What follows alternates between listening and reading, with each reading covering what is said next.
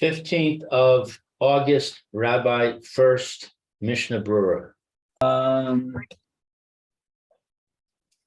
V'chein Shaul biyom rishon mishun deva'inan. Okay, so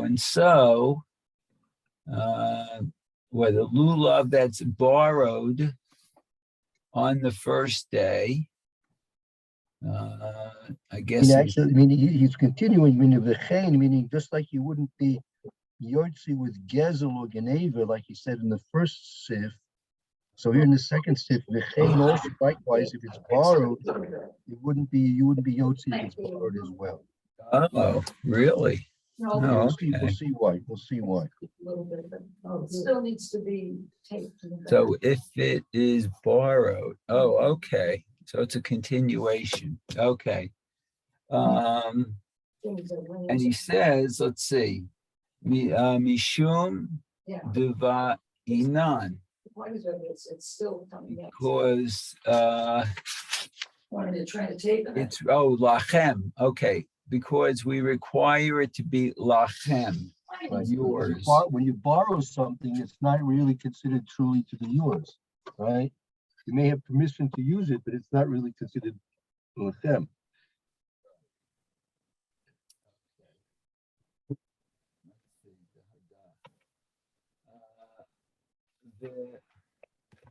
Let's see. I'm not hearing you so well, man. Try to get closer to my screen. That's good. Very good now. Very good. Right. Okay, so the Haggah. Ha-mudar hana'ah milulavo shel chavero o milulavo shel atzmo ein yotze bo b'yom rishon. Okay, so let's see. If one says that he'll get pleasure from the lulav of his friend. No, mudar hana, meaning he takes a neder to answer his the lulav of his friend. Neder is usually to forbid something. Neder hana, so he takes a neder not to get benefit from his friend's. From his friend's lulav.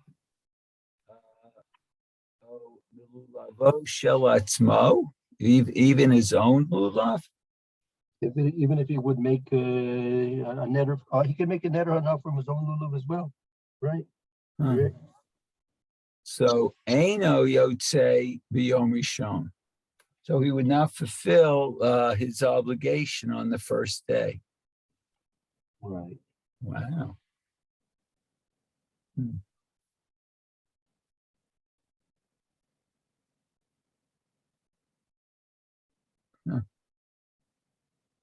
I wonder why he would do that, though.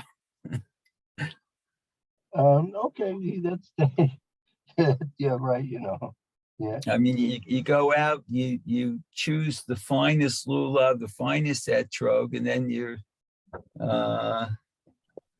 going to be under a vow that I'm not going to get any benefit from it. Wow.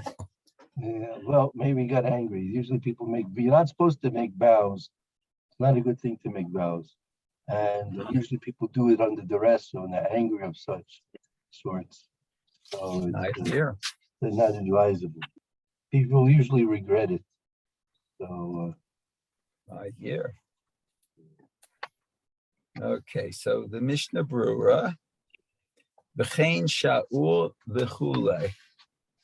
Okay, so and if it was borrowed, ayin magain b'magain Avraham upri megadim v'tochen divreihem de vadai l'chatchila tov she'ifaret biyom rishon. So let's see what that is.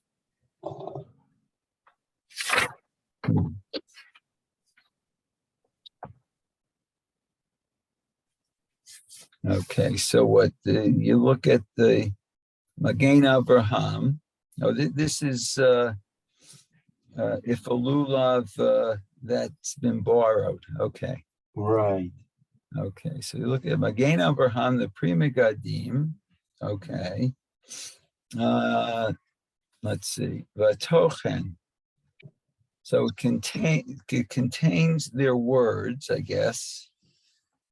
The Vadai L'Chatchila, that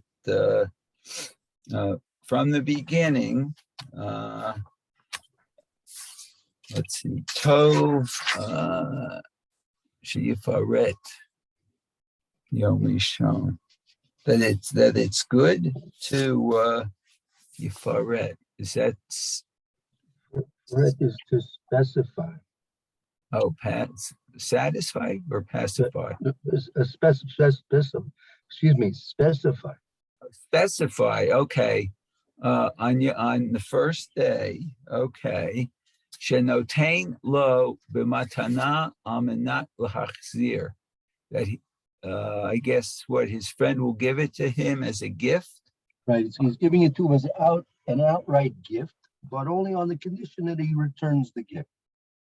So that's considered that it's absolutely his in all ways, practically almost all ways, and in fact probably in all ways. But he still has an obligation to return the gift back to its original owner.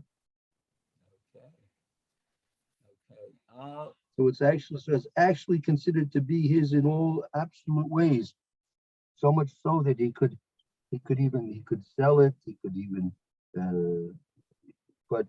but by doing that, he's going to be violating the condition that he made. But nevertheless, he has the power to do that. But he shouldn't, because he's going to violate the condition. Okay. Avad b'di avad im sha'al mimenu stam litain lo lulavo latzeit bo v'natan lo yatsa. So what? But if initially he asked his friend Stam, just generally, I guess, to give him his lulav. Right, without this preconditional condition. Oh, so without a vow. Well, no, not without the vow. He borrowed it, but he borrowed it generally without being specific about having to return it. He's supposed to make this conditional statement that he should return it. But if he didn't, so the question now the Mishna was dealing with the case, what if he didn't do this? He should have, but he didn't. Okay. So let's say Bo Vinatanlo. So he takes it and gives it to him. And then he's Yotze. He fulfilled his obligation. He won't be Yotze. Okay. Let's see.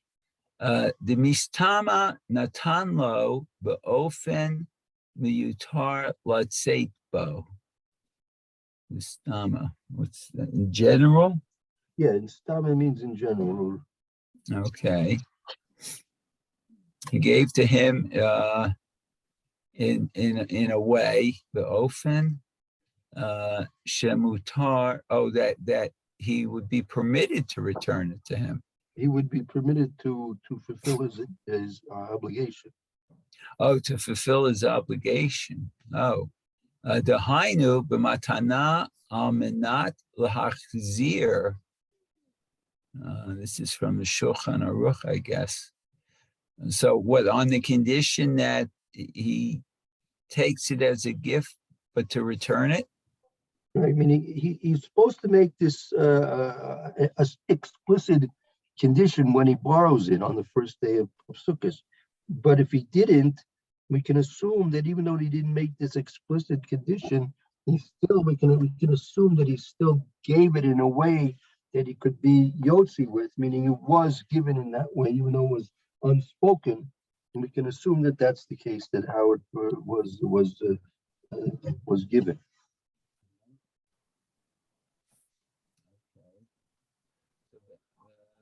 Shulchan Aruch Miyar Marye Shamar lo beperush shet notain lo rach b'torat she'ela below b'matana. Okay, so what in the Shulchan Aruch? Right, when the Shulchan Aruch said borrowing it wouldn't be Yotzi, because that's specifically speaking about case was a pure case of borrowing without these conditions built into them. Oh, okay. Okay. Okay, so in a way, and not as a gift. Oh, Demarie Shanotene no Yodea Hadin She'en Yotzin Bi Shula. Okay, so what's that? Or that he gives it without a no Yodea, no, without knowledge of the law. Right. Sheyotzin B'Shula, that he shouldn't Yotzin Be exempt, that he's would, not going to be exempt with if it's with borrowed. lending, with borrowing. It's simply borrowed, yes. Okay, so diva ofen zebivadai eno yotze kemoshe katav v'vikurei Yaakov. So in this way, he certainly is not yotze, kamo as it is written in this Bichurei Yaakov. Right. Ah.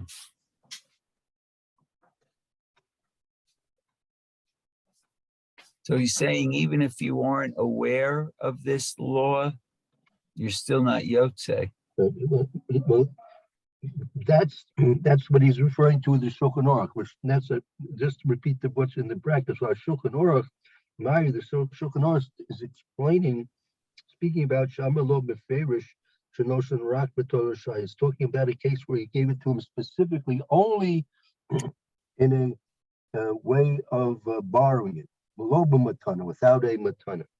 Oh, that's one way, or that the Shulchan Aruch is saying is not Yotzi. Oh, the Myri no sein any yodea adin shein yotzim b'shayla. Often zeh bavade eno chaver rotzulatin lo alula b'matana.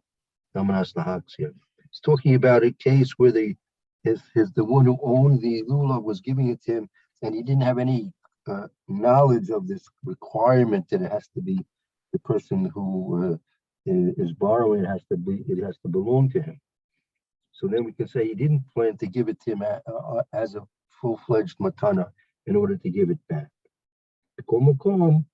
Right? So therefore, coming to Mrs. Loveland and isn't it? It's not going to Ratsa Lomash and we're a Rotsa Latino love matana.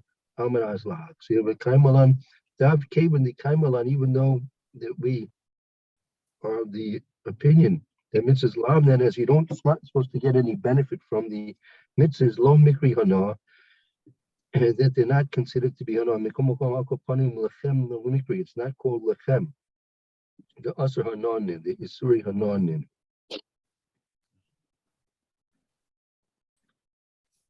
One second. What's on the Chaber? What's the Latino rule of the Matan? I'm going to ask the Hawks here. Come on, the Hawks even.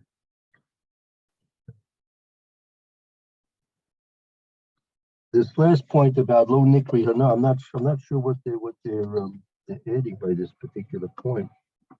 Sorry, well, actually, no, I'm telling. I skipped. I'm sorry. Right.